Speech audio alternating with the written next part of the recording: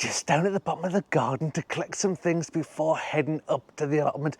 And one thing I did want to show you is, remember down at the bottom of the garden here where we've been doing different projects and bits and pieces, and I said the arbour that we've got comes out with this vine, these beautiful flowers over it. Well, over the last couple of weeks, they've really come out and it is looking absolutely fantastic down here with all Elizabeth. Anyway, let me just scoot round here and we'll walk down to the greenhouse. Honestly, I swear, I'm sure it's just starting to rain. It has been beautiful here all day.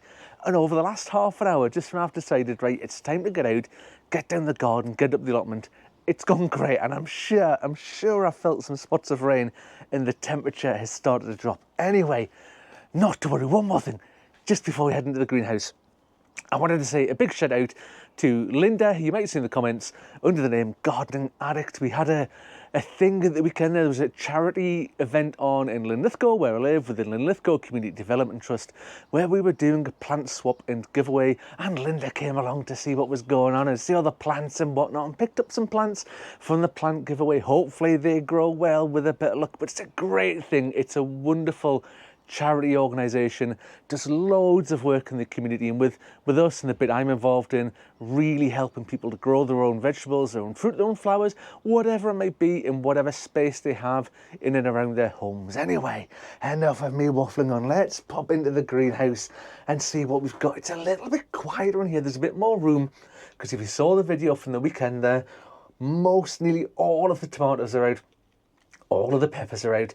Everything's good to go. All that's left in here is just a few of the spare ones that are sort of knocking about here, and one of them snapped, so we will be using one of the spare ones. There's been quite a few comments about how to rescue it, but there's loads of spares. I don't need to rescue it. It's just going to go in the compost. It'll be fine. But I need to get it. We need to get more stuff planted out. When I was up at the plot at the weekend, we got the courgettes planted out again and peas planted out. So I was thinking, what am I going to plant out? We've got some lovely, let me just spin you around there. We've got some lovely looking beans in the corner here. They are ready to go out, but I need to string up one of the other frames to get them out. And this is a variety. Let me just grab it there and show you. White Amalgo runner bean. They are looking great. They have grown really, really well over the last couple of weeks. Need to get them out. Lettuces. Sweet peas, I've got a bit of a plan for them. Look at these. I was chatting to Linda again about these at the weekend. Look at them. These haven't been pinched out and they are getting so big. I've got a plan though. Sprouts I need potted on. Leeks are looking good. But I think let's just squeeze down here. These are the famous Rinsberger onions. Remember, we've had some problems with these. They've been looking a bit dodgy ever since I've put them in. With compost or what. But over the past couple of weeks, I've been feeding them and they have really taken off. So I think I'm going to gather up that... Oh, let me show you. Oh, look, I'm not showing you this side. Have a look. Loads of cauliflowers that need to go out. Some nasturtiums here that need moving on.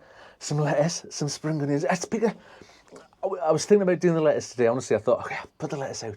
There's some up there already at the allotment. There's some just over there in the metal beds that we put in. Honestly, the slugs this year, I don't know if people out there have had the same problem. The slugs have been absolutely rampant. I mean, I've done my usual with the nematodes, put them out, that sort of stuff.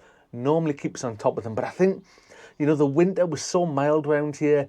It's been damp, it's been moist, it's been wet, it's been warm. The slugs have obviously been having a bit of private time over the winter, and there are now millions of slugs anywhere. It is like this constant slug army on the rampage, whether it's over there in the garden or up in the allotment. They are constant. Honestly, I put some lettuces out about 2 weeks ago. I came back after that a couple of days later, and the first row of them just gone, just decimated, all just chomped away. And they've even been eating the onions, the alliums they've gone after. Honestly, what a bloomin' state this year. So I'm just maybe a little bit reluctant to put they will have to go out. We'll have to put the lettuces out. They can't stay in here forever. We'll get them out. Anyway, let me collect up the onions, jump in the car, head up to the allotment, and we'll get some jobs done up there.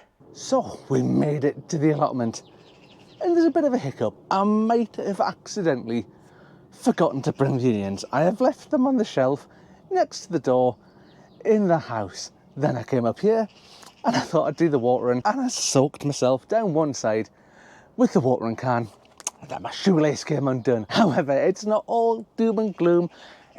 Honestly, I wouldn't have it any other way. It's lovely. I've had a great time getting the plants out of the greenhouse.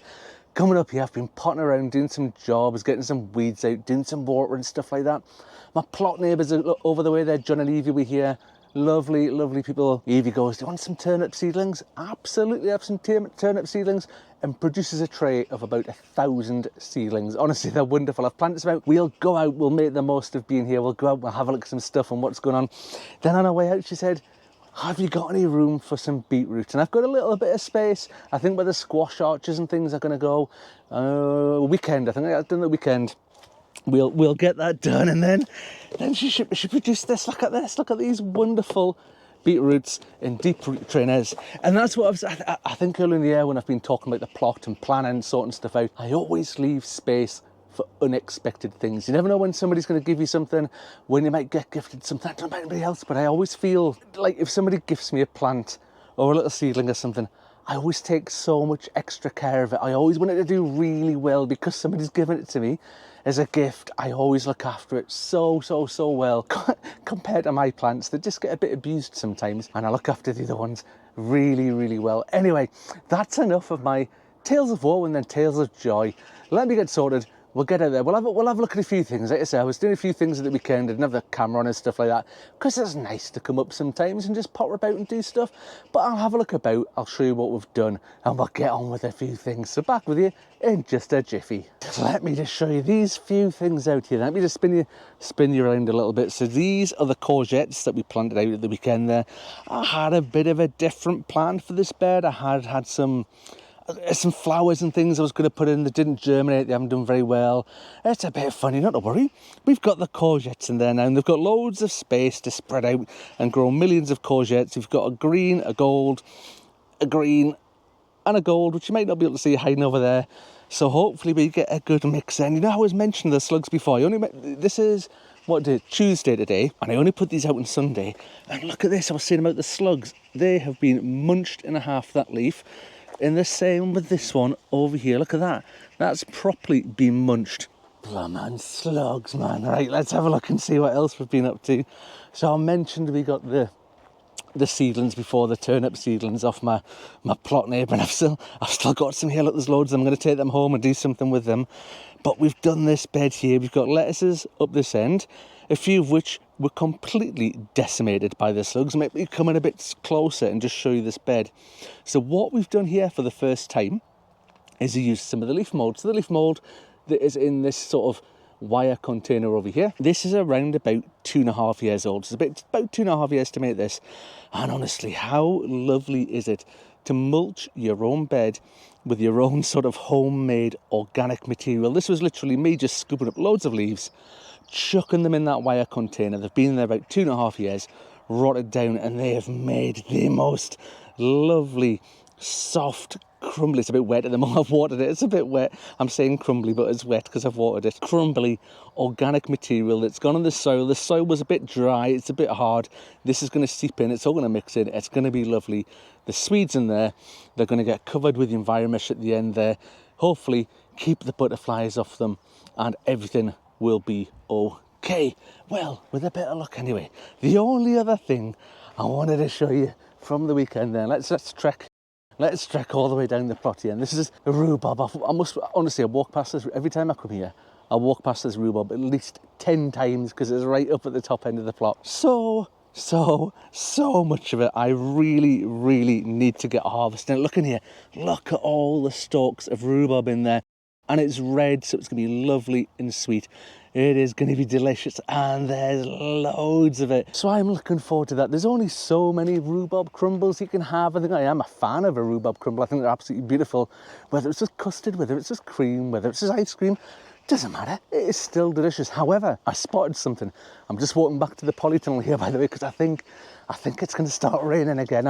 I'm hoping for some rain because everything's really dry. So we'll just pop inside here and there and take cover. But yeah, I spotted a recipe earlier on today for rhubarb cordial, and I thought it looked delicious. I've never made rhubarb cordial before. I can't remember if I've tried or tasted rhubarb cordial before. Have you tried or tasted rhubarb cordial?